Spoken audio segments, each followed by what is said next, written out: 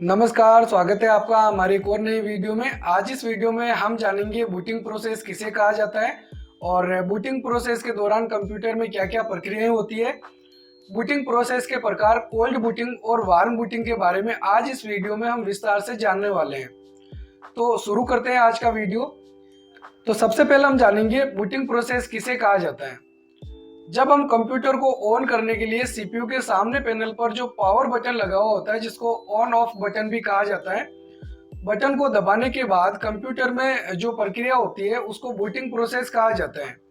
और booting process समाप्त होने के बाद कंप्यूटर ऑन हो जाता है और डेस्कटॉप दिखाई देने लगती है। कंप्यूटर ऑन करते समय छोटी छोटी कई सारी प्रोसेस होती है।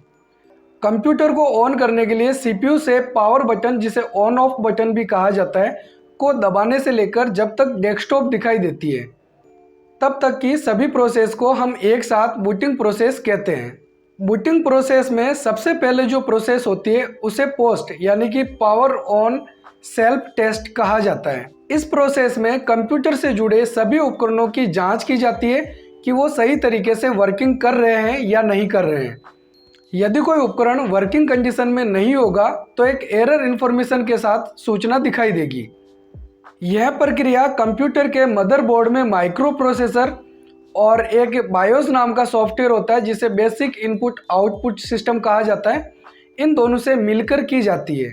पोस्ट प्रक्रिया के लिए मदरबोर्ड, प्रोसेसर और रैम, जिसे रैंडम एक्सेस मेमोरी कहा जाता है, तीनों का सही तरीके से वर्किंग करना जरूरी है। तो पोस्ट प्रक्रिया के दौरान कंप्यूटर से जुड़े सभी उपकरणों की जांच की जाती है कि वो सही तरीके से वर्किंग कर रहे हैं या नहीं। आपने देखा होगा जब कंप्यूटर को ऑन करते हैं या रिस्टार्ट करते हैं तो कंप्यूटर से जुड़े हुए उपकरण जैसे कीबोर्ड, माउस में एक बार लाइट ऑन होके ऑफ हो जाती है। तो यही जो प्रोसेस है उसे पोस्ट कहा जाता है। पोस्ट प्रोसेस सक्सेसफुल होने के बाद बायोस एक बूटिंग डिवाइस ढूंढता है जिसमें कोई ऑपरेटिंग सिस्टम अवेलेबल हो जो कंप्यूटर को बूट कर सके और उसे रैम में लोड कर सके। तो जब कंप्यूटर ऑन होता है तो ज़्यादातर हार्ड डिस्क से ही ऑपरेटिंग सिस्टम को कंप्यूटर की मुख्य मेमोरी में लोड किया जाता है। ऑपरेटिंग सिस्टम सही लोड होने के बाद कंप्यूटर ऑन हो जाता है, अर्थात वर्किंग कंडीशन में आ जाता है। तो उम्मीद है आपको समझ में आ गया होगा बूटिंग प्रोसेस किसे कहा जाता है और बूटिंग प्रोसेस के दौरान क्या क्या प्रक्रियाएं होती है। अब हम जानते हैं बूटिंग प्रोसेस के प्रकार, कोल्ड बूटिंग और वार्म बूटिंग के बारे में। तो सबसे पहले हम जानेंगे कोल्ड बूटिंग के बारे में। यदि हमारा कंप्यूटर ऑफ है और उसे हम सीपीयू के पावर बटन या जिसे ऑन ऑफ बटन कहते हैं उसको दबाकर ऑन कर रहे हैं तो यह प्रक्रिया कोल्ड बूटिंग कहलाती है। यानी कंप्यूटर बंद है और इसको पावर बटन दबाकर ऑन कर रहे हैं तो यह प्रक्रिया कोल्ड बूटिंग कहलाएगी। अब हम जानते हैं वार्म बूटिंग के बारे में।